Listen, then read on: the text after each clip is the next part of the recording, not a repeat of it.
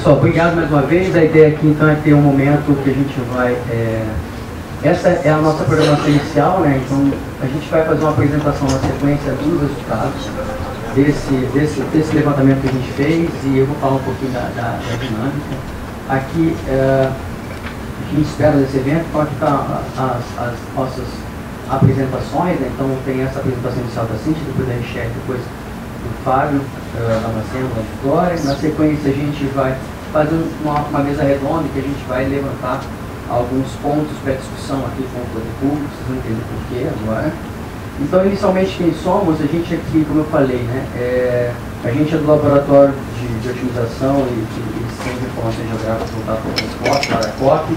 Então, ali está o Gleice, está a Cintia, está a professora Marina, que é do programa, e aqui tem duas alunas de doutorado da SCAC, que são a Joyce e a Larissa. Elas contribuíram diretamente, esse grupo contribuiu diretamente na pesquisa. Elas estão sentadas ali atrás dos alunos, a Marina está um pouco longe, em Singapura agora. Então, qual foi a motivação, né? E o que é o projeto? O projeto é entender quais são os desafios para que a gente possa ter um transporte público sustentável na região metropolitana do Rio. E qual foi a motivação para isso? A motivação foi isso aqui, né? A gente recebe diariamente os problemas, vê diariamente os problemas de uma série de uma cidade que sofre com algumas vulnerabilidades, principalmente com relação a chuvas, que a gente sabe. Então a gente sabe que o Rio é uma cidade crítica com relação a isso. A gente vê diariamente problemas de congestionamento na nossa região metropolitana.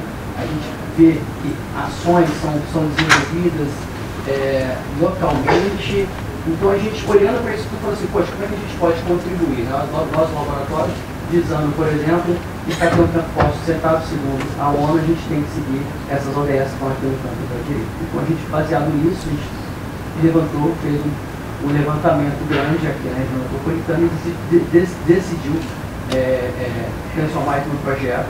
E aí vale a pena citar os 10 princípios aqui da sustentabilidade do transporte urbano, mencionados pela GIZ, que é planejar cidades densas na escala humana, criar cidades orientadas ao transporte público, otimizar a malha viária e seu uso, fomentar o caminho ao uso da bicicleta, implementar melhorias do transporte público, controlar o uso de veículos, gerir o estacionamento, promover o uso de veículos não poluentes, comunicar soluções para abordar desafios exaustivamente. Então, assim, isso é o que a literatura traz e que muitas cidades estão direcionando seus trabalhos, seu planejamento de transporte.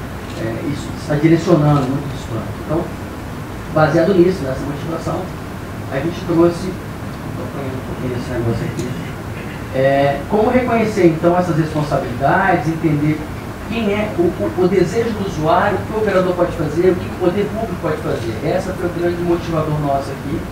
E para isso não tem jeito, a gente precisa ter dados para abrir uma discussão. Então, essas são as metas do estudo, né? E o objetivo é entender quais são os desafios e as responsabilidades da iniciativa privada, do poder público e também da sociedade civil, pensando no transporte mais sustentável na região metropolitana do Rio. E como meta a gente fez, esse estudo está dividido em 4 grandes metas. A primeira foi fazer uma grande pesquisa de campo, que envolveu a região metropolitana do Rio, e aí assim a gente vai apresentar os resultados dessa pesquisa. Na sequência, a gente fez um debate com os operadores no final do ano passado, no congresso chamado Vídeo Transportes, que a gente organiza lá na COP, e nós levantamos, discutimos com vários operadores da região metropolitana, baseados nos dados que os usuários trouxeram, qual é a visão deles e o que eles pensam em termos de melhorias para esse sistema. Então a gente fez um debate com eles, a mesa redonda feita, né, que a gente desenvolveu no ano passado. E aí, baseado nesse desenvolvimento, nos estudos, nos dados de campo, na conversa com eles, o que tem na literatura, nós trouxemos para cá, para discutir com o poder público, que é a terceira etapa que está ali. Olha, a gente tem isso aqui, o usuário aponta esses dados, o usuário está apontando essas questões que são importantes para ele, a literatura indica isso, e a gente aqui, como poder público, né, o que a gente pode fazer para melhorar, para pensar aí no sistema de transporte integrado, no sentido de melhorar esse transporte na região metropolitana. E por fim, a gente pretende fechar esse estudo, aqui, a partir desse debate, fechar um relatório desse estudo, que seriam aí ideias para promover um transporte público sustentável na região metropolitana do Rio. Então, essa foi a metodologia que a gente seguiu. Foram 4 passos Primeiro, levanta dados de campo na região metropolitana. Segundo, discute com os operadores. Terceiro, bate um papo com o poder público, que é aqui nós estamos. E por último, a gente vai fechar esse relatório. Tudo bem? Esse é o espaço que a gente criou. E agora eu convido a professora Cíntia, que é pesquisadora no laboratório, para que ela possa apresentar os dados que nós obtivemos em campo a partir da pesquisa, juntamente com o que a gente observou dos operadores aqui nesse bate-papo que a gente teve aqui em dezembro. Bom, primeiramente, bom dia. Acho que o Cleiton já me apresentou. Eu sou professora do Programa de Engenharia de Transporte do IME, sou colaboradora do IME e professora do Cefet. E sou pesquisadora do APTGIS, que é o laboratório que realizou esse estudo, que é da COP da UFRJ. Bom, eu vou apresentar a visão do usuário. Essa visão do usuário ela foi obtida por meio de uma pesquisa de campo, que foi realizada. Eu vou explicar rapidamente como é que a gente fez essa pesquisa, como é que a gente planejou. Bom, inicialmente a gente pensou em qual seria o número de respostas suficiente que garantisse, né, que a gente estivesse falando, pudesse falar por toda a população. Então a gente levantou que para ter um grau de confiança de 95% e uma margem de erro de 2%, a gente precisaria de 2.400 entrevistas. E aí a gente distribuiu o número de entrevistas pela região metropolitana do Rio, e a gente estabeleceu aonde deveria ter mais entrevistas ou menos entrevistas em função da população. Essa entrevista foi realizada no período de agosto a outubro de 23. Nós conseguimos coletar 4.300 entrevistas, ou seja, nós fomos além daquilo que seria necessário, com bastante segurança, que a gente vai apresentar essa informação agora. Nós realizamos perguntas quanto ao perfil dos respondentes e quanto ao padrão de deslocamento e as mudanças que eles tiveram depois da pandemia. E, obviamente, nós, na sequência, fizemos uma análise estatística, extraímos os dados que não podiam ser utilizados, enfim. A partir de agora eu vou apresentar para vocês esse resultado. Bom, primeiramente, a gente viu da onde saíram a maior parte das respostas. Obviamente, Rio de Janeiro se destacou, né, com 46% das respostas obtidas. Na sequência vem São Gonçalo, Nova Iguaçu, Duque de Caxias e Niterói. Isso tem toda a lógica em função da população dessas cidades. A gente realizou inicialmente uma pesquisa em loco, né? A gente saiu, a gente foi na rua, a gente coletou a pesquisa na rua. Só que em função da mudança de regime de trabalho de muitas pessoas depois da pandemia, a gente resolveu também fazer uma pesquisa, uma pequena parte de forma remota, para garantir que todo mundo fosse contemplado. E aí a gente pegou dados de escolaridade e renda mensal.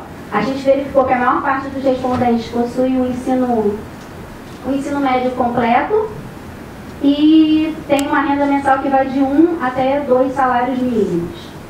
Depois que a gente apurou os dados, a gente viu que 14,53% dos respondentes disseram que eles mudaram o padrão de viagem depois da pandemia. Ou seja, o que eu fazia antes da pandemia já não é mais a mesma coisa. Eu faço outra coisa agora.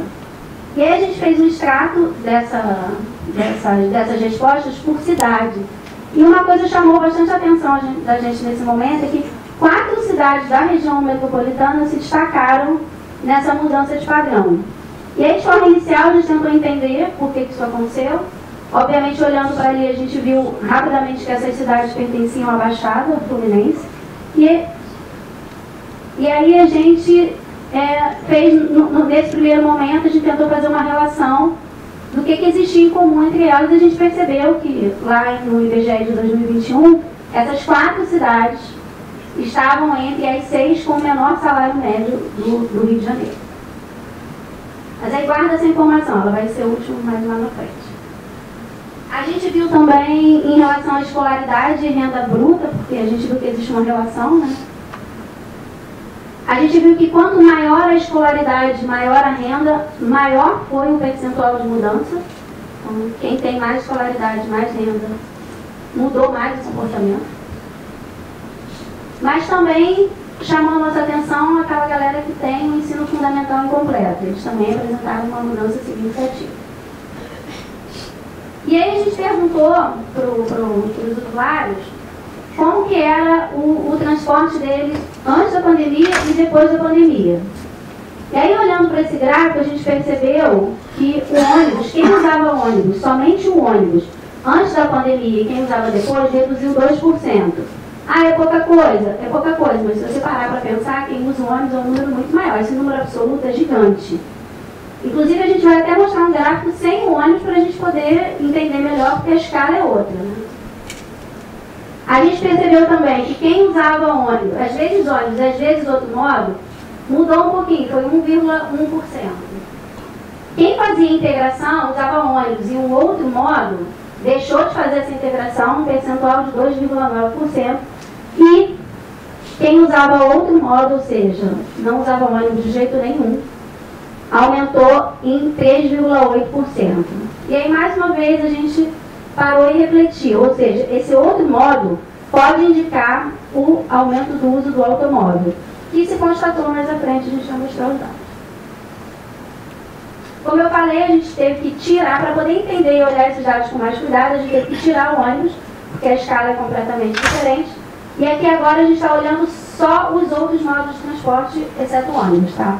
Quem usava ônibus e outro modo, a gente não viu nenhuma mudança significativa. Ficou muito parecido, tá? Antes da pandemia e pós-pandemia.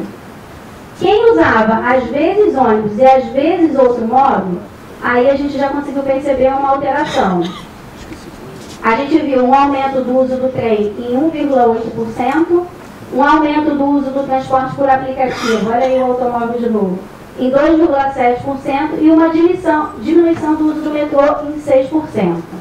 Quando a gente olha para o outro modo apenas, ou seja, não tem ônibus de forma nenhuma, a gente viu a redução do uso do trem em 4,2%, um aumento do uso do transporte por aplicativo, mais uma vez o automóvel, em 5,8%, um aumento do uso do metrô em 8,3% e uma diminuição do modo a pé em 9,5%.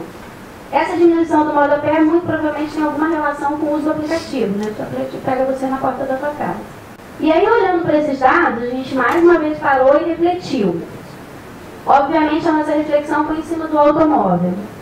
Se a gente olhar só o automóvel particular, nos 3 cenários, ele se manteve absolutamente estável.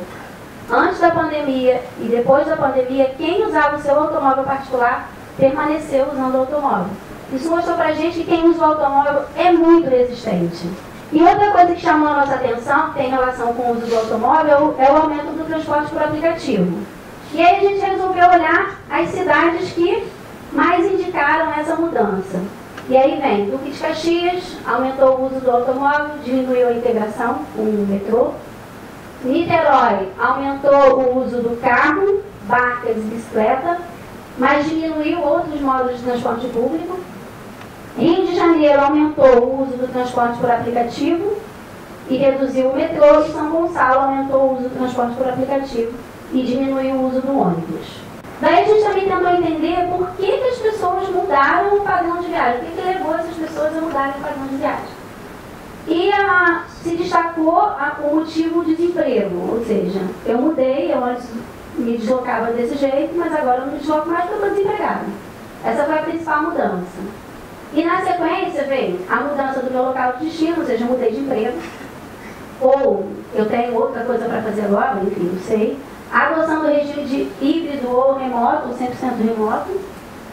E a mudança do meu local de residência, ou seja, eu posso ter me mudado, né? E aí, quando a gente olhou esse desemprego, um destaque ali em cima, a gente voltou lá naquele slide estratificado e a gente pensou, mais uma vez, na região metropolitana. E aí a gente resolveu fazer um destaque, ou seja, essas pessoas de São João, Belfor Roxo, Nilópolis e Mesquita mudaram basicamente porque ficaram desempregados. Então o desemprego está relacionado a essas 4 cidades da Baixada. E aí a gente olhando de novo para Niterói, São Gonçalo e Rio de Janeiro, a gente viu que o motivo é outro. Esse pessoal aí mudou basicamente porque ele migrou para o regime híbrido ou 100% remoto. Então isso mostra para a gente que existem motivações diferentes dependendo da região, tá? E obviamente está ligado à renda, está ligado à escolaridade, uma série de coisas. A gente perguntou também quem permaneceu usando ônibus, por que ele usa o ônibus? Então foi uma pergunta que para a gente também foi bastante interessante. 55% disse que permaneceu usando o ônibus porque o ônibus é o que tem o menor custo diante dos outros modos. E que além de ter o menor custo, eu também não tenho outra maneira viável de realizar o meu deslocamento. Isso chamou a nossa atenção porque fez a gente refletir. Se essas pessoas aumentarem um pouquinho a renda deles e eu tiver outro modo disponível, ele vai pegar esse outro modo. Ainda que seja o transporte por aplicativo. Mais uma vez, o uso do automóvel. E para quem não usa o ônibus, a gente também perguntou por que você não usa o ônibus? E aí a gente percebeu que os top 4 antes da pandemia são os mesmos top 4 pós-pandemia, só que a prioridade já não é mais a mesma, tá? Antes da pandemia, o primeiro era a questão do tempo de viagem. O segundo, falta de conforto. Terceiro, falta de segurança.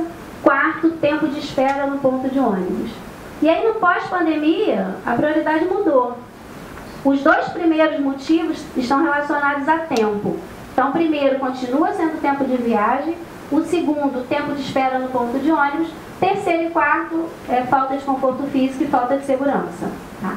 Isso mostra pra gente que depois da pandemia, o tempo passou a ser um atributo extremamente importante para quem não usa o ônibus. Ou seja, para essa pessoa voltar a usar o ônibus, a gente precisa pensar em tempo. Então, mais uma questão para a gente refletir. Quem não usa o ônibus não tem o custo como prioridade. Não é importante para ele. Tempo, conforto, segurança pública foram os critérios mais apontados.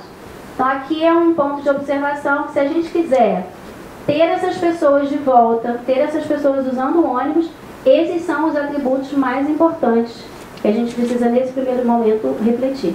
E aí, mais uma vez, pensando em cima desses dados, a gente tentou estratificar a motivação por cidade.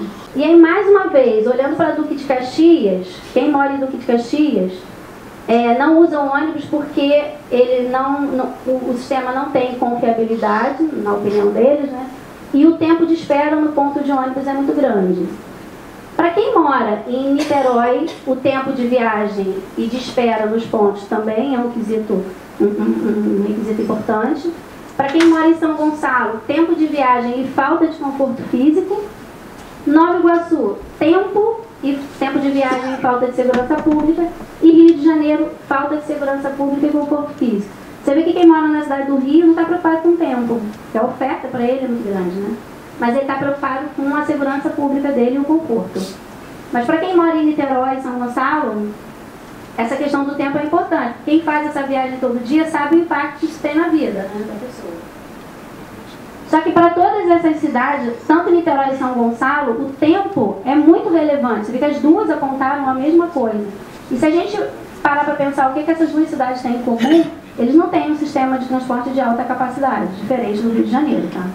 E aí esse slide, ele é bastante importante, porque eu acho que ele resume tudo que a gente viu nessa pesquisa, que a gente fez uma relação entre a mudança do padrão de deslocamento e a renda mensal do usuário, do respondente. E aí a gente viu que de 1 até 3 salários não teve nenhuma mudança. Então, os usuários que estão dentro dessa faixa, não mudou muito o comportamento. E aí, olhando de 3 a 5 salários, aí a gente já começa a perceber algumas alterações significativas. Então, a gente percebeu um aumento da utilização do outro modo, lembrando que outro modo é automóvel, tá, gente? Em 7,8%. Uma diminuição da integração do ônibus com outro modo em 4,8% e uma redução do uso do ônibus em 3%. Quem ganha, né, entre 7 e 10 salários mínimos daquele grupo que respondeu, a gente viu que aumentou o uso em 32% do outro modo, automóvel de novo, tá? Uma redução, às vezes ônibus, às vezes outro modo, em 16%, e o uso do ônibus diminuiu em 12%. E para quem ganha acima de 10 salários, aumentou o uso do outro modo em 7,4%, reduziu às vezes ônibus, às vezes outro modo em 7,4% e diminuiu o uso do ônibus em 3,7%. Então, se vocês olharem, quanto maior a renda, maior é o percentual de mudança dele. Só que ele está migrando para onde? Para o uso do automóvel. A gente não sabe se é automóvel particular ou se é aplicativo, mas ele está migrando para o automóvel. Isso impacta diretamente no tempo, porque isso provoca congestionamento. E aí a gente fez só um extrato em relação às regiões, só para a gente entender a diferença que existe entre essas regiões, ou seja, ações que vão atender a cidade do Rio talvez possam não atender a Baixada e talvez possam não atender a região leste fluminense, tá? O Rio de Janeiro recebeu, a gente tem 46% de respostas da capital. Desse grupo, 10% disse que mudou o padrão de viagem. Quem mais mudou foram os usuários com renda entre 7 e 10 salários mínimos. E o que mais levou essas pessoas a mudarem foi a mudança no regime de trabalho e a falta da oferta de linha. E por que essas pessoas não usam ônibus? Né? A gente destacou isso. Porque eles não se sentem seguros, a questão de segurança pública é um critério importante para quem mora na cidade.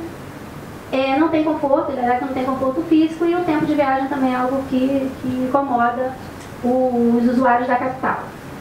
Da região leste fluminense, que é Niterói, São Gonçalo, Itaboraí e Maricá, o percentual de respondentes foi de 19%. São Gonçalo, 15% dos respondentes mudaram. Niterói, 11%. E Maricá, também 11%. Quem mais mudou desse grupo foram os usuários com renda acima de 3 salários mínimos, e eles mudaram basicamente porque o regime de trabalho deles mudou, ou eles ficaram desempregados. Esse desemprego está muito relacionado à cidade de São Gonçalo, tá? Por que eles não usam o ônibus mais? Então, tempo de viagem, tempo de espera no ponto de ônibus e falta de conforto físico.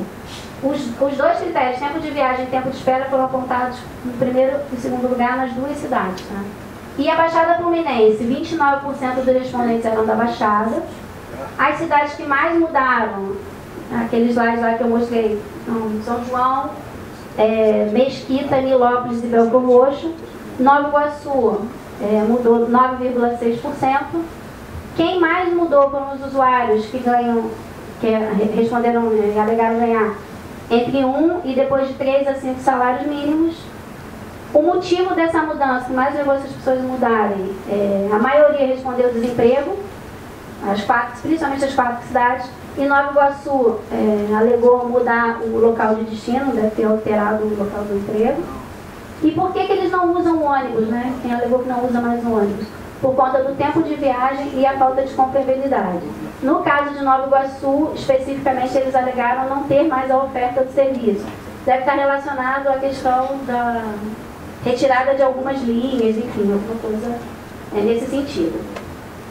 Só que o curioso é que em todos os locais, os motivos para usar o ônibus, os motivos apontados foram o menor custo e não possuir outra maneira viável de deslocamento. Então, mais uma vez, eu vou reforçar, se ele tiver uma alteração na receita dele, se ele ganhar um pouquinho mais, ele vai migrar para outro modo de transporte. Então isso é um perigo. E esse outro modo, muito provavelmente, está ligado ao uso do automóvel, o que agrava todos os outros problemas. E aí, depois que a gente fez essa pesquisa de campo, o Cleiton falou da realização da segunda meta, que era fazer uma mesa redonda com os operadores, para a gente identificar quais eram os principais desafios do ponto de vista desses operadores, para que a gente tivesse um sistema de transporte sustentável nessa região. E, para complementar, lá no laboratório nós fizemos uma revisão de literatura, nós pesquisamos artigos do mundo inteiro, ou seja, nós tentamos entender no mundo como que eles fizeram, quais foram as soluções que eles adotaram, porque eles, obviamente, tiveram os mesmos problemas que a gente, todo mundo passou pela pandemia. Então a gente tentou entender quais eram, diante dessa visão, assim, o que poderia ser feito, né? O que eles fizeram, o que os operadores indicaram. Então eu compilei num único slide. Né? E aí a gente compilou os top 10, as top 10 ações necessárias para que a gente consiga transformar o transporte do Rio de Janeiro no transporte sustentável. Primeiro, todos indicaram que os esforços pós-pandemia, eles devem ser direcionados para restaurar a confiança dos usuários. Ou seja, sem ganhar a confiança do usuário, a gente não vai conseguir fazer essa mudança. A gente viu também que eles apontaram que uma maior participação do transporte público vai exigir que a gente consiga reduzir o tempo de viagem, que a gente tenha linhas diretas, maior frequência, menor custo, conforto e segurança pública. Foram os atributos que receberam mais destaque em todos, né? Em todos os artigos que a gente consultou. Os operadores falaram, os usuários falaram isso. É preciso reduzir a tarifa por meio de um subsídio para que a gente consiga impulsionar o uso do transporte público. Ficou muito evidente, principalmente na pesquisa com os usuários, a gente viu que custo é um atributo relevante para ele. E muito ligado à alteração, ou seja, se eu tiver dinheiro, eu vou migrar para outro. Se eu não garantir segurança, tempo, enfim. Eu preciso fazer investimento em infraestrutura no primeiro e no último trecho da viagem. Então é importante que em cada cidade, né, a gente está falando da região metropolitana, as cidades se preocupem em ter uma infraestrutura adequada para receber o usuário, mas que também os pontos de ônibus precisam ter uma infraestrutura melhor. Então não adianta a gente ter ponto de ônibus desabrigado da chuva, do sol, sem segurança, a gente não vai conseguir atrair o usuário. A utilização de medidas de gerenciamento de demanda do automóvel, como pedágio urbano e restrição de estacionamento. A gente sabe que essa não é uma política que costuma agradar muito, vamos dizer assim, não é uma política muito popular, mas ela é necessária, é preciso pensar nisso, não adianta fugir, essa é uma das soluções que são apontadas. É preciso construir infraestrutura dedicada ao transporte público, como o uso de faixa exclusiva ou seletiva, visando aumentar a velocidade dos veículos e garantir o headway do sistema. É preciso usar a tecnologia para melhorar a comunicação do usuário antes e durante a viagem. Isso é importantíssimo. Outros lugares do mundo mostram que isso é uma ação muito bem sucedida e que costuma atrair o usuário. É preciso promover o uso de veículos não poluentes. Essa é uma medida complementar, porque sem isso a gente não vai conseguir tornar o sistema de transporte urbano mais sustentável. Então, se eu não consigo retirar o veículo, que pelo menos ele seja um veículo com sistema alternativo, visando diminuir as reduzir as emissões tanto de poluentes quanto de dióxido de carbono. É preciso planejar as linhas de forma integrada, tanto física e tarifária, tá? A integração tem que ser as duas coisas juntas. E que evitem a sobreposição do sistema, evitar essa concorrência. E um item que é importante, que a gente não tem, é preciso criar uma autoridade metropolitana que coordene as ações municipais em benefício de toda a região metropolitana do Rio. Se a gente não tiver uma autoridade ou algo similar que faça essa coordenação entre os municípios, fica muito difícil da gente ter um transporte, vamos dizer assim, sustentável em todos os sentidos nessa região do Rio, tá? Bom, fica aqui a minha apresentação. Vou devolver para o Gleison. É um prazer estar aqui. Eu acho que é bem interessante a gente falar depois de resultados de pesquisa, que a gente consegue fazer alguns links e mostrar não só a nossa opinião, mas fazer o link da opinião do passageiro e como que a gente pode fazer a busca da melhoria do sistema de transporte e como é que os atributos selecionados pelo passageiro faz com que a gente busque a qualificação do sistema de transporte. Então, só falando um pouquinho da CEMOV, vocês todos que estão aqui conhecem a CEMOV, né, a Federação das Empresas de Mobilidade do Estado do Rio de Janeiro. Hoje nós abrangemos os 92 municípios do Estado do Rio, com 180 empresas filiadas, mais de 2.200 linhas de ônibus e fazemos transporte de 5 milhões de passageiros todos os dias.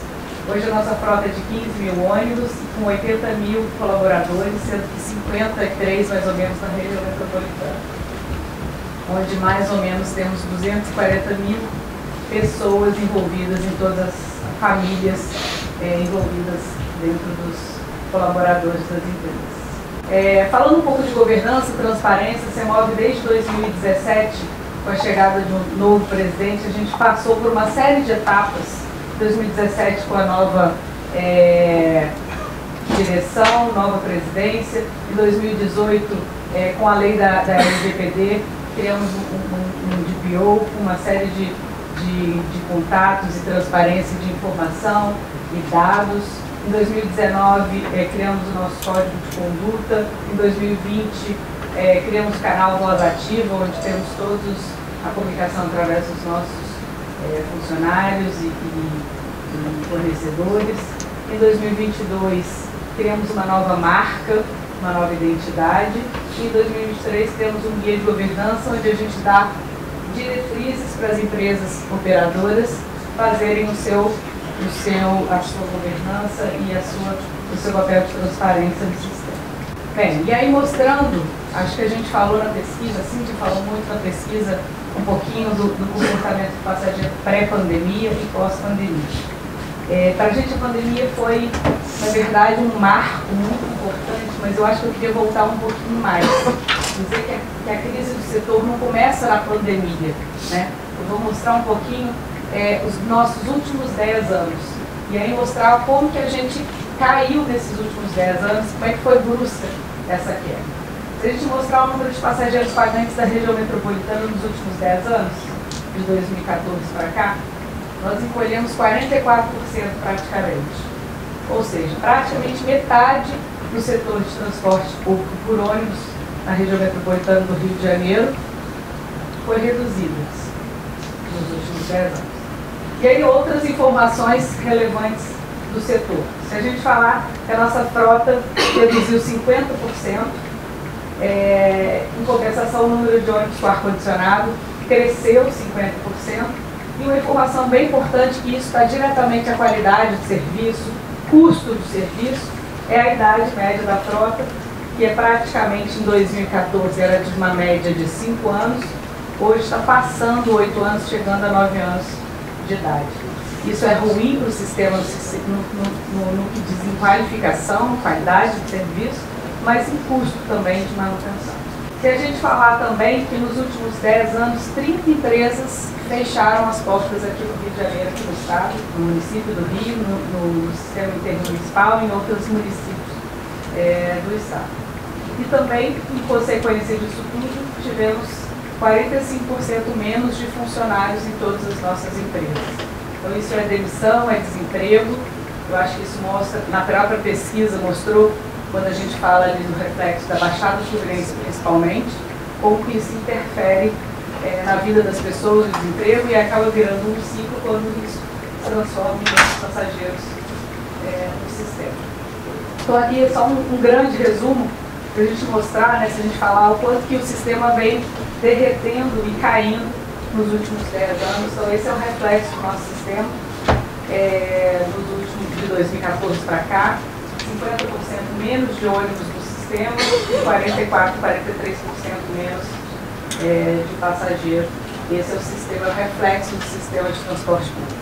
A pesquisa mostra e traz para a gente algumas informações, mas eu acho que agora o mais importante é a gente tentar, talvez a gente já tenha uma série de informações do porquê e como é que a gente pode fazer para reverter isso e trazer essas pessoas de volta para cá.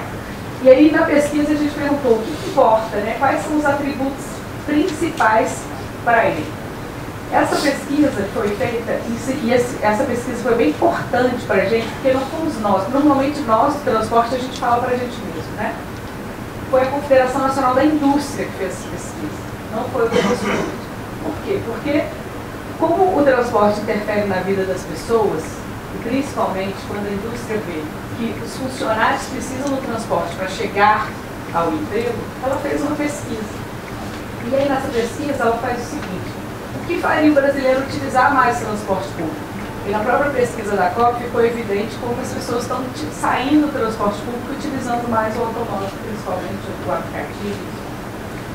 E aí, quando a gente começa a olhar todos aqueles atributos que apareceram na pesquisa, tanto em outras pesquisas elas também aparecem. Por exemplo, veículos novos, conforto, lá aparecia a questão do conforto térmico, conforto físico, a questão da qualidade do sistema, a questão do tempo de viagem e outras coisas.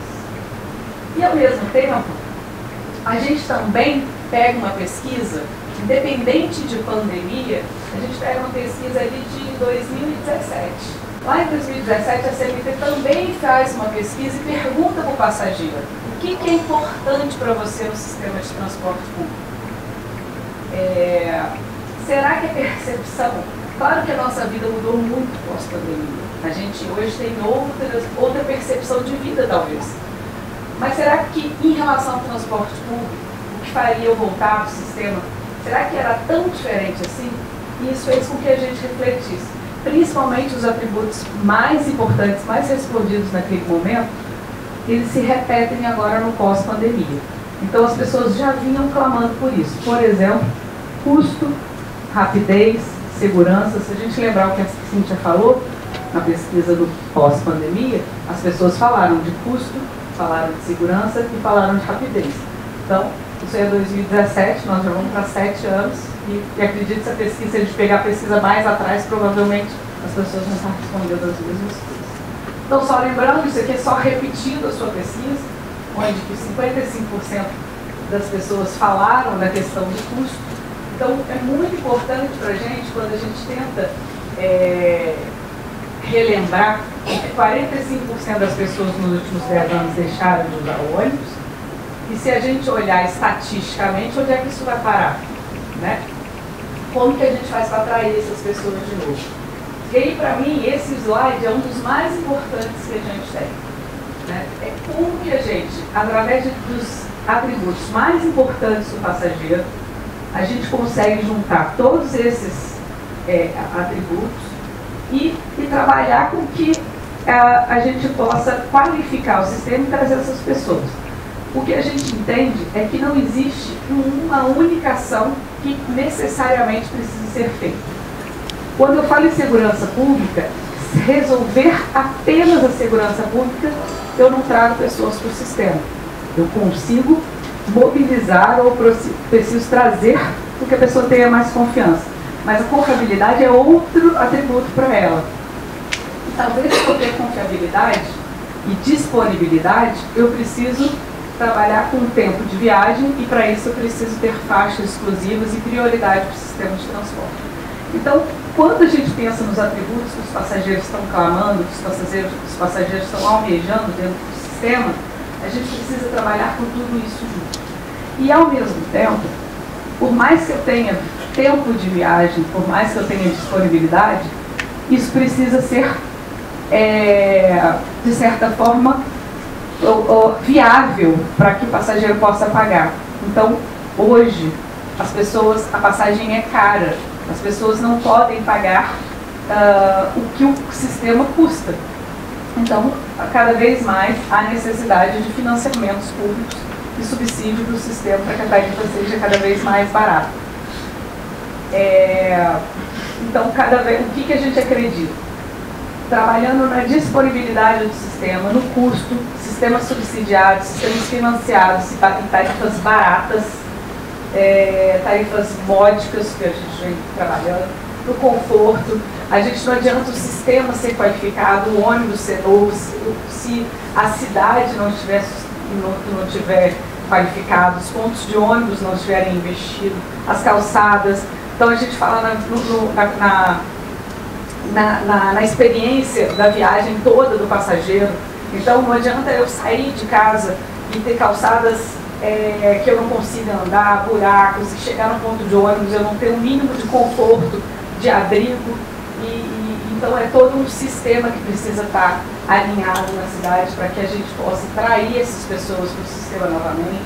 O tempo é muito importante, né? Cada vez a gente está fazendo mais coisa, as pessoas precisam de tempo, não só para trabalhar, mas para fazer suas atividades, de lazer, mas de trabalho, mas de estudo. E o tempo é muito importante e as cidades estão mais congestionadas, até porque as pessoas estão utilizando mais carro e não existe infraestrutura necessária para essa quantidade de automóvel que a gente tem. Então, o tempo e a prioridade do sistema de transporte, e eu não acredito num sistema de transporte de qualidade sem a priorização para que a gente tenha qualidade e tenha tempo de viagem. Eu não consigo concorrer, dar para o passageiro um sistema de transporte público bom se ele estiver na concorrência com um automóvel dentro do congestionamento igual. Então ele tem que ter prioridade para dar tempo de viagem, e aí sim eu vou ter confiabilidade, porque eu vou saber de tanto tempo que aquele veículo vai passar, e de fato vai passar. E se ele tiver no congestionamento, eu não tenho como garantir essa confiança. E a segurança pública, que eu acho que é um trabalho conjunto, né, que é feito dentro da cidade, de ver. Mas isso, o mundo que a gente está vivendo está terminando, eu acho que isso é muito evidente, né? A pandemia fez essa transformação ser mais rápida, a gente aprendeu, né? Tanta coisa mudando, o home office, as entregas, e a gente precisa fazer com que isso mude. Então, o que é mais importante que eu acho que é preciso garantir é a qualidade que a população precisa, que a população usuária almeja e necessita, e a sustentabilidade do negócio. Essas coisas precisam andar juntas, né? Então não adianta ter somente qualidade se não for sustentável, assim como também não adianta ser sustentável se não tiver qualidade. Como é que faz isso tudo, né? Então, pensando na qualidade, na inovação, na tecnologia, no uso de dados, o mais importante disso tudo é esse equilíbrio. Como é que a gente equilibra o econômico financeiro, e aí por isso que a gente trabalha muito na questão do financiamento, do subsídio. Eu acho que o pós-pandemia nos ensinou muito essa questão do subsídio do sistema de transporte público, quanto isso é necessário. Nós tínhamos 9, 10 cidades que trabalhavam com isso, hoje nós temos quase 200. Né? O Fábio vai falar do exemplo da Grande Vitória. Eu acho que é isso que os sistemas de transportes precisam, né? Que a sociedade arque com os sistemas de transporte devido à sua especialidade. E aí exatamente usando essas boas práticas de gestão, não só de gestão como cidade, mas gestão de operação, para que a gente tenha de fato uma melhoria da qualidade do serviço, melhoria da qualidade da oferta para a população, a fidelização e a atração da demanda para que a gente possa fazer com que as pessoas queiram utilizar o sistema e, por fim, o benefício da utilidade e a sustentabilidade. E a sustentabilidade ampla, né? Eu acho que estava ali no top 10 da Cíntia, a sustentabilidade não só financeira, mas a sustentabilidade no sentido de ambiental, né? Das coisas, da transição energética, que a gente também está numa fase de trabalhar e pensar como vai ser o futuro que vai pairar na cidade e que também passa por uma discussão econômica importante de financiamento de infraestrutura. Então era isso que eu queria dizer, dizer que é muito importante para a gente, como CEMOB, como operador, a vontade que a gente tem e o trabalho árduo de qualificação do sistema, de operação, de fazer o melhor para a população, mas que esse trabalho precisa ser conjunto, principalmente entre as cidades, para que a gente tenha infraestrutura para trabalhar melhor.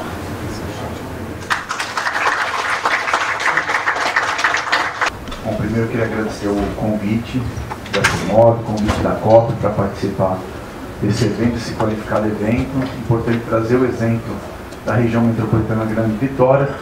E com a professora Cíntia, professora, realmente a gente está buscando os 10 itens que vocês colocaram aqui. Eu vou tentar abordar, inclusive até mudando um pouco aí a apresentação, para a gente poder entender o que foi implantado lá e que tem realmente sinergia com todos os estudos que vocês fizeram aqui. Claro, cada um tem uma particularidade do seu estado, uma realidade das regiões metropolitanas, mas dá para a gente trazer bastantes exemplos aqui no caso da região metropolitana do Rio de Janeiro. Então, apresentar, e no meio da apresentação eu vou citando os exemplos, aquilo que foi até falado na apresentação da Richelle, agradecer a Richelle, a Cíntia e o Gleison, para a gente poder ir abordando os temas. Tá bom? Como o Gleison falou, sou Fábio Damasceno, sou secretário de Estado de Mobilidade e Infraestrutura Urbana do Estado do Espírito Santo, e hoje também estou como presidente do Conselho Nacional de Secretários de Transporte de Mobilidade, de Transporte e Mobilidade. Bom, só para situar um pouquinho, a nossa região metropolitana, que a gente chama do Sistema Transcol, o Sistema Transcol engloba o Sistema de Transporte Público da região metropolitana, é o nome do sistema. São 7 municípios, 2 milhões de habitantes, então não somos mais uma região metropolitana tão pequena assim.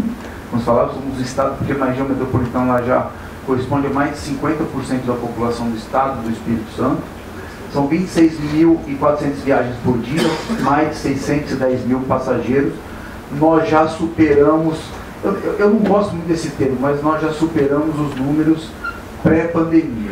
Então esse número ele já é superior ao número de pessoas transportadas em 2019. Então nós já atingimos esse índice. Eu não gosto de falar isso porque, na verdade, eu não gosto mais de falar de pandemia. Acho que o transporte público, qual é a realidade hoje do transporte público? O que a gente precisa fazer hoje com o transporte público? A gente fica pensando no passado, o que aconteceu entre 2015 e 2018, foi a crise do transporte por aplicativos, que derrubou a nossa demanda significativamente.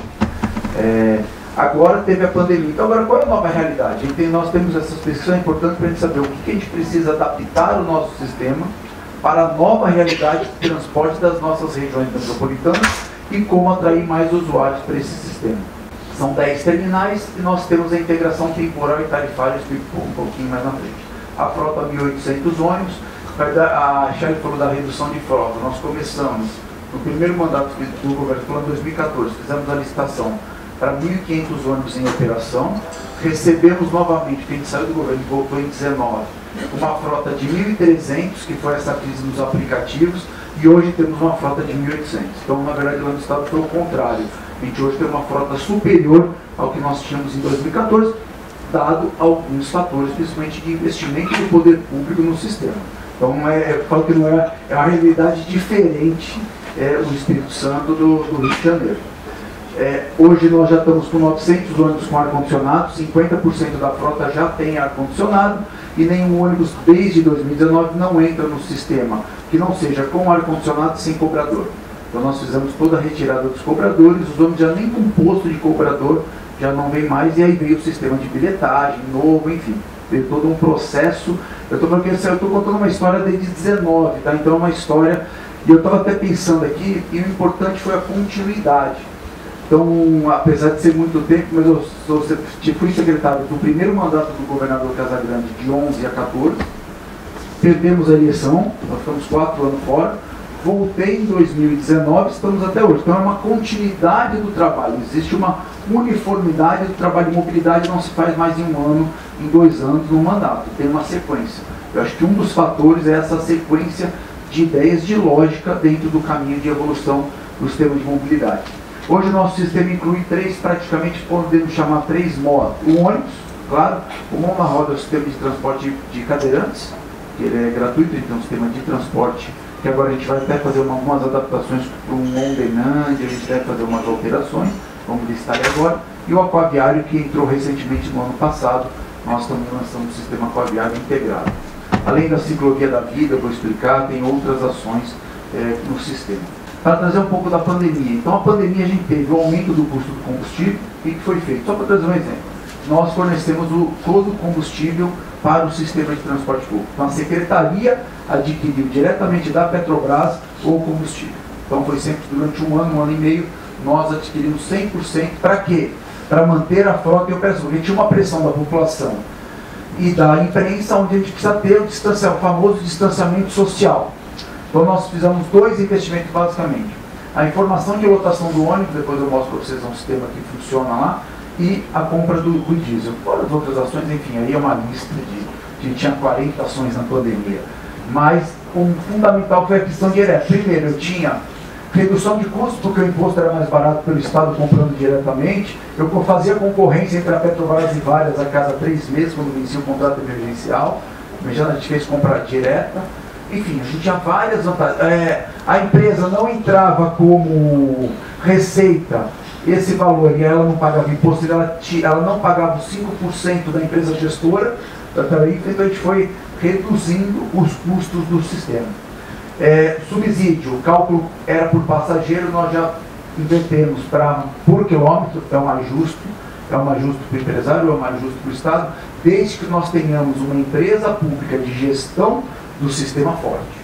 Então a gente tem que ter, são os 2 lados que você tem que ter, porque quem faz a programação é a nossa empresa, a Setur, que é a empresa pública que faz a gestão e faz a programação do sistema. E o operador, ele recebe por aquilo que ele roda, efetivamente todo monitorado.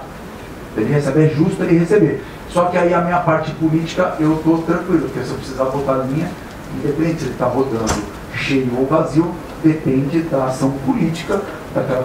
O transporte ele é político também, tem atendimentos prioritários e atendimentos políticos que você tem que fazer. Muitas vezes sai uma comunidade, você não tem como botar o ônibus, você tem que colocar para atender aquela determinada comunidade. Então o serviço por quilômetro, ele é efetivamente, então a gente assume a diferença entre o custo da operação e da receita, pagando por quilômetro. Hoje nós temos 0 de dívida, então o sistema de transporte, o Transcol não tem dívida nenhuma com os empresários. O transporte municipal versus metropolitano, nós definimos que nós tínhamos que transformar o sistema num sistema único metropolitano.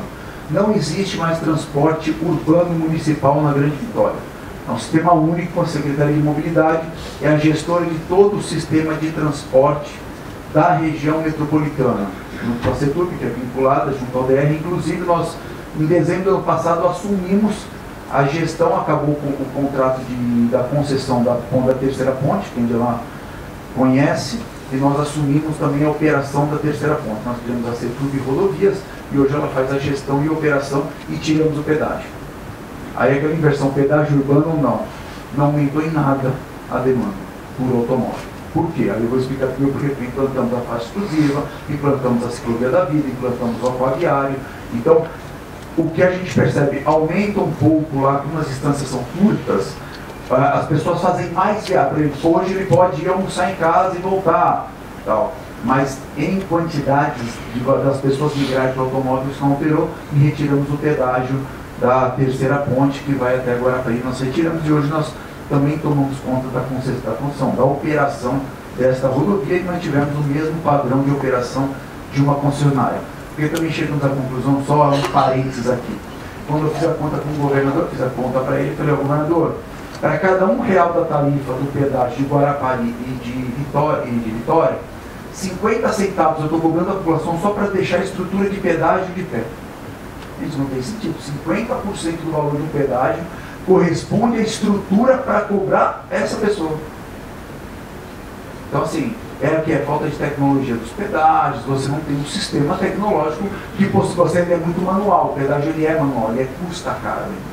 Então, essa foi uma das conclusões também que nós chegamos para a retirada desse pedágio. O Free Flow é um exemplo, algumas coisas mais modernas que são sendo adquiridas, mas nesse sentido não caberia, não tem sentido você manter um pedágio por esse valor. A tarifa atual, só para situar, 4,70. Nos últimos 5 anos a gente teve um reajuste de 25% da tarifa. Tarifa não ganha e não perde eleição. Isso a gente tem que levar para os governadores, para os prefeitos. Tarifa zero, para mim, é a maior bobagem que existe. Tarifa zero, não aumentar a tarifa é a maior bobagem que existe. Tá? Não ganha. Em Brasília eu fiz 70% de aumento da tarifa, não foi por isso que perdeu. Tem outras, você pode aumentar no primeiro e segundo ano, segura, vai pela inflação. Então a gente foi pela inflação. Mesmo assim, ó, aumentamos 25%, no mesmo período 32% foi a inflação e 41% o aumento do salário mínimo. Então você mostra, inclusive, para a população que a tarifa ela comprime menos o salário mínimo. Essa comparação é interessante. Você está subindo um pouco mais o salário mínimo e subindo um pouco menos o custo do transporte público. Mas tem que ter, tem que ter. E o subsídio, que em 2018, ao fim do governo anterior, de outro governador, ele era de 60 milhões, só que ele deixou uma dívida de 360 milhões. Não adianta, eu estou falando que é uma auditoria feita pelo próprio governo anterior, tá? O de anterior do anterior, não, porque ele já está no segundo mandato, no terceiro mandato. Então ele deixou uma dívida de 360 com 60 milhões subindo por ano. O que nós fizemos hoje? Nosso subsídio é de 350 milhões, mas tem uma coisa aqui embaixo. O Sistema Metropolitano de Transporte do Trânsito está sem dívidas. Então a gente não tem. Precisa fazer, tem um reequilíbrio, a gente vai fazer agora, é um reequilíbrio mais pequeno, é ajuste por causa de imposto, pandemia. Na verdade, basicamente esse reequilíbrio que eu tenho que fazer é mais por causa do consumo do diesel, por causa do ar-condicionado. A gente implantou 50% da frota e não fez essa correção. Basicamente é isso. Eu quero fazer algumas correções de tecnologia, de custos de tecnologia, de bilhetagem, tem umas coisas que tem que fazer e botar dentro do custo. As empresas têm que sentir que o custo que ela está lá é real. E o sistema ele tem que ser real ao longo de todos os anos, dos 20 anos. Eu não posso pensar só no mandato do governador Casagrande.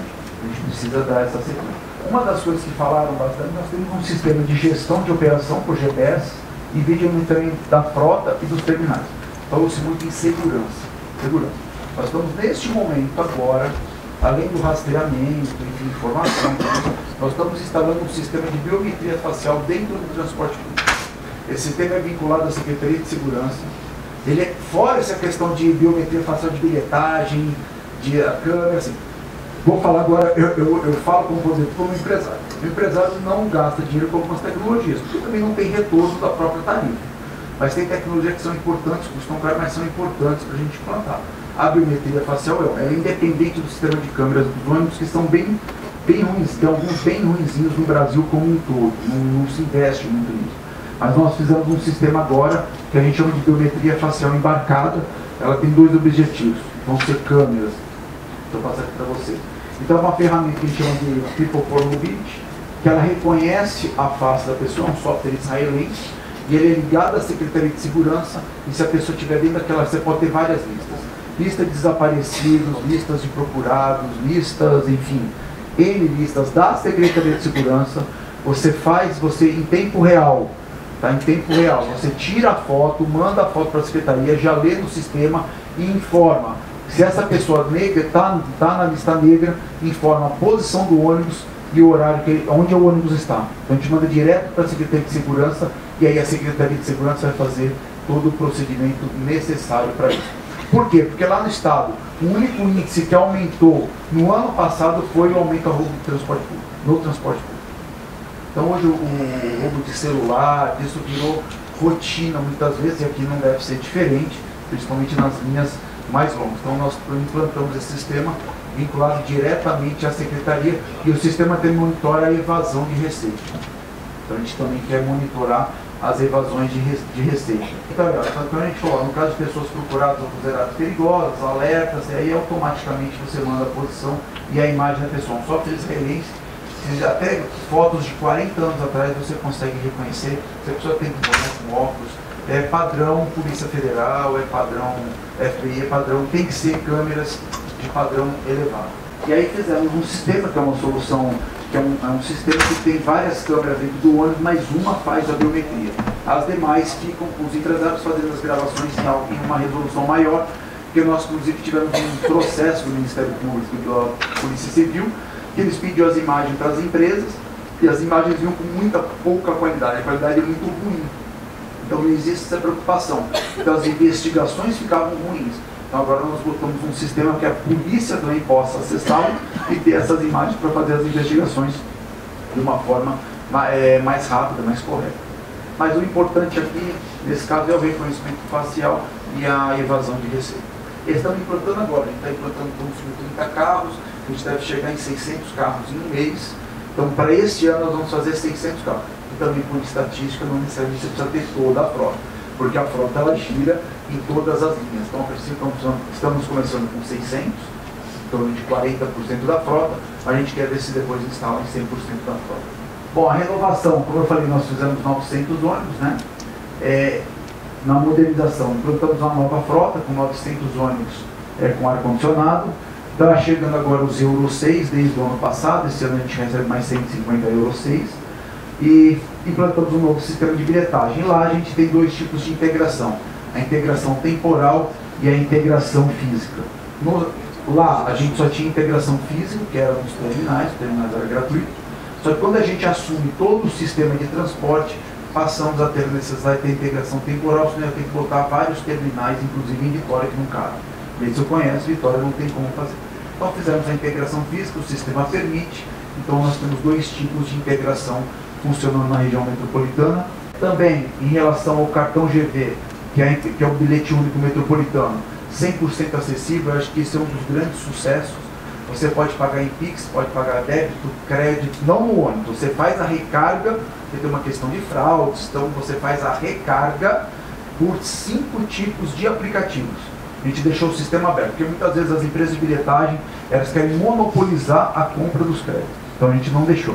Então assim, o Banco do Estado faz, a gente tem mais o PicPay, Recarga Pay, enfim, se algum banco aparecer e quiser fazer a recarga, está liberado, faz a PI, faz o acordo e ele pode fazer a recarga. Então você faz 100% da recarga online, não precisamos nem mais do cartão, já com o QR Code você já consegue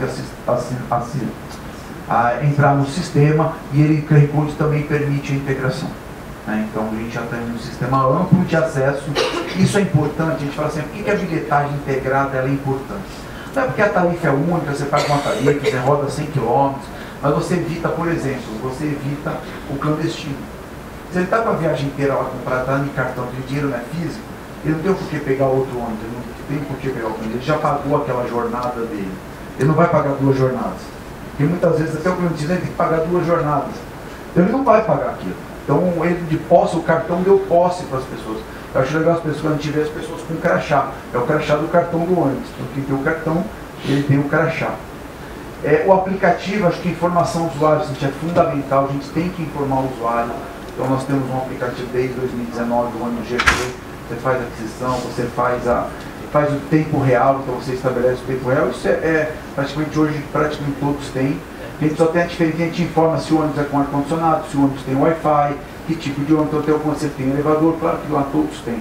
Mas a gente tem essas informações também, né? Você pode fazer o cadastro. Então a gente tem uma série de informações no aplicativo, e agora a gente está transformando esse aplicativo, a gente deve transformar provavelmente ele vai chamar MobGV, porque a gente está incluindo as ferramentas do aquaviário, a ferramenta não só, a gente está fazendo um aplicativo de mobilidade, não é mais um aplicativo do ônibus. E aqui do lado, essas imagens, ela é um sistema que a gente chama Inbus. É um sistema parte do sistema de monitoramento, ele tira uma foto daquele horário, entre os pontos, e uma inteligência artificial faz a contagem, faz a densidade. E informa para o usuário se o ônibus está cheio, médio ou vazio.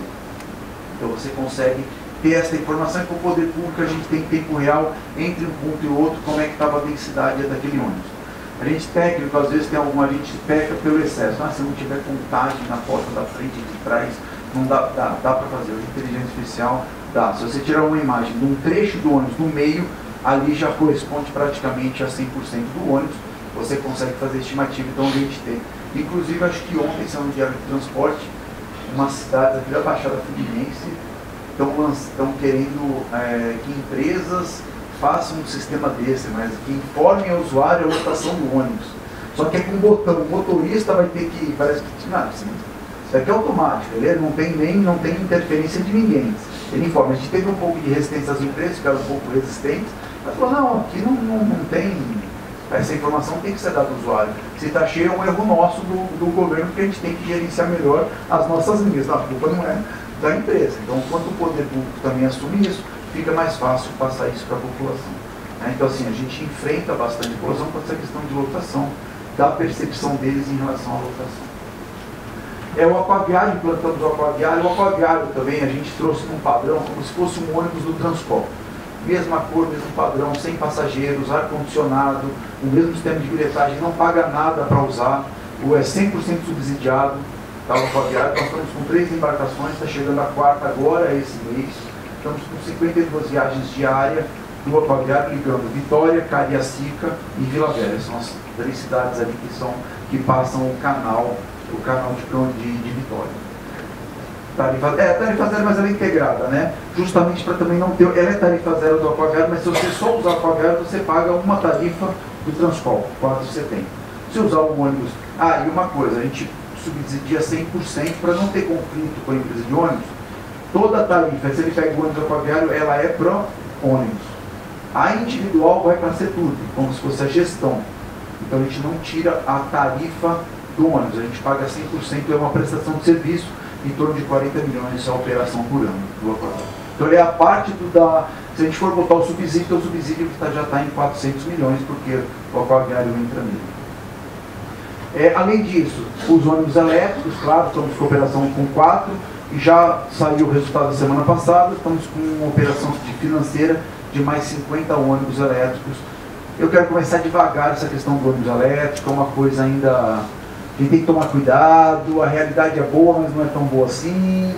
O carro custa o mesmo preço, o ônibus custa 3, 4 vezes mais, né? O empresário sabe o que significa. As baterias vão evoluir muito daqui para frente, então se a gente vai com muita sede, nós podemos ter problemas. Os carregadores também são caros. As cidades não têm infraestrutura para carregador, não tem, pode ir onde for. Por exemplo, meus terminais tive um problema para comprar 2. Porque eu não tinha 380, eu não tinha trifásico nos terminais. E a EDP, a empresa, não dividia 2 relógios, então isso era um problema para nós. Então a gente tem que entender o que significa. Eu falei, não compro nenhum ônibus antes de implantar o sistema de recarga. Então a gente está trabalhando no reequilíbrio, vai entrar, inclusive, a gente quer uma forma de subvenção para as empresas.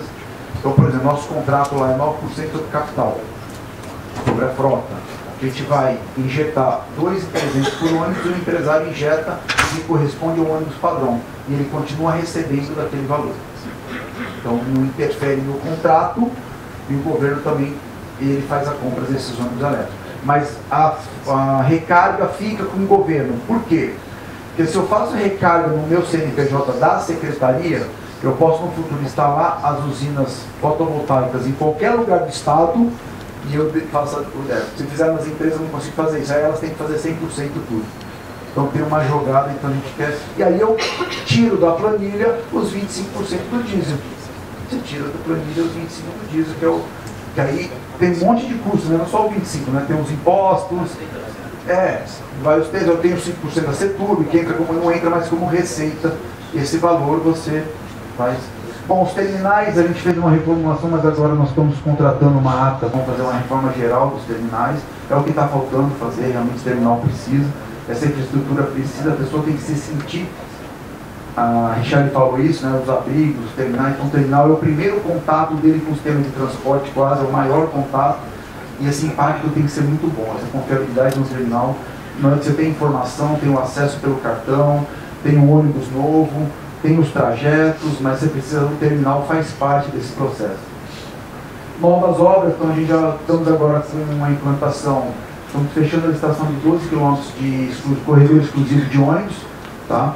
Nós também demos um passo atrás, essa questão BRT também eu acho um pouco complicada, já administrei BRT Brasília, já vi outros que acabaram. Não adianta vir do Serioporte, estação fechada, ar-condicionado, bilhetagem, isso, aquilo, é porta, cara, cada estação são 10 portas que só dá problema, o custo, o OPEX, o custo operacional fica muito caro. Então a ideia é a seguinte, é a transformação de grandes abrigos de ônibus estruturados, com as portas à direita para a gente também não substituir frota, não onerar o sistema com substituição de frota desnecessário, porque a gente já está renovando, usa a porta à direita para estações e estações abertas, com a cobrança, porque entra mais rápido, metrô, não. Tem algumas, o importante para a gente é ganhar velocidade. No meio do percurso, se a gente ganhar velocidade de 12, 14 para 20, 25 km por hora, é aí que a gente vai ganhar. Então, essa questão da gente criar uma estrutura, cada estação sendo terminal, o OPEX fica muito alto e depois do ponto, como poder público, a gente não consegue manter. São licitações intermináveis, são brigas de concessões intermináveis, e assim, eu já vi, por exemplo, em Recife, que foi abandonado, Brasília nunca conseguiu operar o BRT de Brasília. Todas as portas ficam abertas. Então o custo da estação também é muito caro. Então, tem que ser o prático e objetivo. Nesse caso é o corredor no canteiro central, mas na verdade é uma adaptação da faixa exclusiva, mas com uma estrutura melhor de abrigo, de monitoramento, de câmeras, tudo isso. A gente implantou a ciclovia das Vidas, isso é um exemplo importante, a gente tem lá a terceira ponte, já conheceu, Bruno? Então nós implantamos a ciclovia da Vida, na verdade a terceira ponte ela é semelhante a Niterói, guardada as devidas proporções, a Niterói tem 14 km, né? 13, nós temos 4 km de ponte, ela tem a mesma estrutura da Rio Niterói, é uma imitação da Rio Niterói, foi feita na mesma época. Nós tínhamos muitos suicídios, eu acho que aqui também tem, a gente tinha muito, fechava a ponte, então a gente começou um processo de avaliação, em vez de fazer barreiras de proteção, que tem alguns problemas que foram por causa da pista do convênio, tem algumas particularidades, nós resolvemos implantar um sistema que a ciclovia está abaixo da rodovia, acho que aqui na ponta esquerda dá para ver, ela está abaixo da ponte, 3 metros abaixo, 3 metros de largura, a gente desde agosto de 2022, desde a implantação dela, que a gente inaugurou em agosto de 2023, mas desde quando nós fechamos a concretagem dela, nós não temos nenhum suicídio. A gente, em agosto desse ano, a gente fecha quase 2 anos sem suicídio, e a gente tinha algumas dezenas por ano aí por mês. Então, foi um trabalho importante. E, paralelo a isso, a gente implantou uma ciclovia de 4 km que liga Vitória a Vila Velha. As empresas não param de vender, estão vendendo muito aquela bicicleta assistida, aquela mobilete da Caloi. Então tem várias, então as pessoas, tem gente, Tribunal de Contas do Ministério Público, que mora em Vila Velha é uma cidade de dormitório, eles trocaram o carro pela bicicleta assistida. Então essa foi uma troca que também não deixa de ser um sistema alternativo sustentável de transporte. É de baixíssima capacidade, você está adotando, são outras premissas de um trajeto curto, que também é válido que a Leste First Mile é um trajeto curto que você estabeleceu nela. Paralelo à ponte, a gente fez a ampliação da ponte para 3 faixas por sentido, então a gente ampliou 60 centímetros de cada lado e implantamos uma faixa exclusiva. Essa faixa exclusiva é para ônibus, caminhão, veículos em atendimento, polícia, bombeiro, ambulância, caminhão pequeno, porque ela pode ser um caminhão pequeno, de 15 toneladas. E moto. Por quê? Porque na subida da ponte tem uma rampa de 8%, 5 a 6%. A gente tinha muito conflito entre o ônibus, a moto e o carro. Isso me criava um gargalo. Quando a gente segrega, a moto tem que ir para a direita, o ônibus vai para a direita, o caminhão vai, porque são os veículos mais lentos na subida, eu dou mais vazão para o automóvel com 2 faixas. Então nós deixamos 2 faixas para o automóvel e uma faixa para a moto. É a primeira faixa exclusiva que a moto pode usar.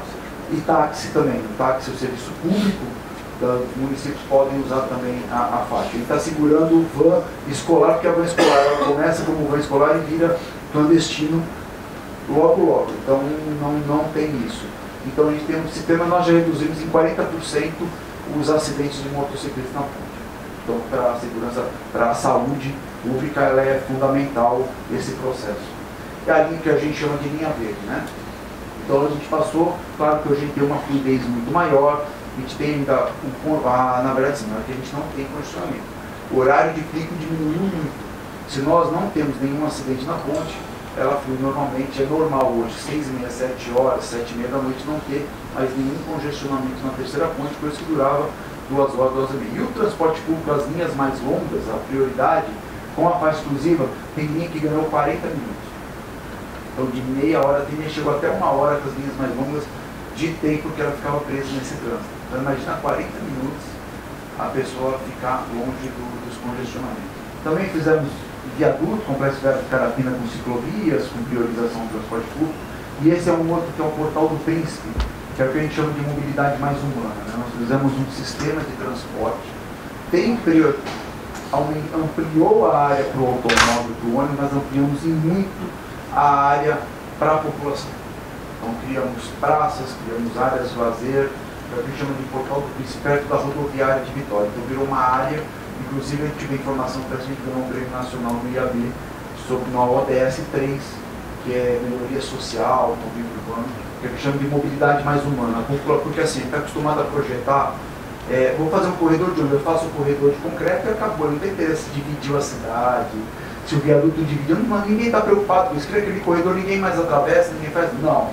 Ali nós fizemos um sistema de uma praça, ali era uma área abandonada, nós nos apropriamos e fizemos uma área de convivência da comunidade do entorno e dos empreendimentos que estão lá no entorno. Então o carro dá passar, porque o carro passa, ele nem olha aquilo ali, mas a comunidade, a região precisa. Você tem uma ideia, essa é uma praça que a gente não tem um morador de rua, não tem pichação, não tem nada. As pessoas estão cuidando da praça, dessa área de lazer, uma área gigante, uma área grande mesmo. Pista de skate, campo, então isso mostrou que uma mobilidade ela pode ser mais humana nos seus aspectos, sem perder o interesse público da priorização do transporte público, né? Então a gente precisa ter também essa integração. Também implantamos um sistema que a gente chama de transporte mais sustentável, a gente até ganhou um prêmio em Barcelona no ITP, que aí é uma parte da sustentabilidade que tem a ver com as empresas, dentro da porta da garagem das empresas. São treinamentos específicos, avaliações específicas das garagens, adaptações das garagens às realidades de sustentabilidade. Área de abastecimento, coleta seletiva, plano de gestão de resíduos sólidos, retirada de papel, treinamento dos motoristas, de todos os colaboradores, readequação de áreas de pintura, enfim, é um processo muito amplo, engenharia, logística reversa, por exemplo, para pastilhas de freios, os filtros de óleo. Vai para a garagem, muitas vezes as empresas, elas descartam o filtro como contaminado. Se você separar, você tem como reciclar parte dele, e as empresas pagam por quilo, por tonelada. Esse é um problema, e não percebe esse custo, é por tonelada o contaminado. E tem os bonzinhos que falam, eu levo o teu contaminado de graça, mas eu levo o teu óleo. O óleo você paga R$2 o litro. Então foi um processo implantado dentro das garagens. Se não fosse, claro, as empresas, para isso a gente não teria esse sucesso, mas muito bacana. E o treinamento também, por exemplo, de motoristas com kit de mitigação, de saber quando o ônibus estiver vazando óleo, o que ele precisa fazer, como ele precisa proteger aquela área. Então isso também é importante. Então um trabalho bastante bacana de treinamento de todos, mas aí é para da garagem para dentro, da porta da garagem para dentro, não é da porta da garagem para fora. E não só fornecer ônibus elétrico, eu acho que não é. Ônibus elétrico e painel solar não, aí é o greenwashing. A gente precisa fazer todo esse trabalho da cadeia do sistema de transporte público, que é fundamental. E aí com isso a gente fecha essa questão que a gente fala do mobility as a service, sigla. Então a gente tem todo um sistema, né, funcionando em torno do usuário, o usuário como o grande interlocutor, esse meio, a gente oferecendo várias... Você tem oferta de sistema. E não assim, você usa o ônibus. Não, você pode escolher. Você tem a opção do ônibus, você tem a opção da aquaviagem, você tem a opção da bicicleta. Você pode usar o carro, mas você tem que usar o carro em determinados períodos, determinados trajetos. Como, por exemplo, nós lá não tem um terminal que tem estacionamento. A gente agora tem que dotar os terminais de estacionamento para quê? Ele pode fazer dentro da cidade dele aquele trecho de carro, mas ele pega o transporte mais rápido, que é o mais sustentável e mais barato, que o ônibus ainda é o mais barato. É ilusão dizer que o ônibus ainda é o sistema mais barato e mais sustentável. Não tem como, não tem autoridade. Se você for de gasto de energia, de sustentabilidade por passageiro, aí não tem nem comparação. O ônibus ele é muito mais do que qualquer sistema. Estou tirando o metrô elétrico, falando em comparação com o automóvel e a moto, né?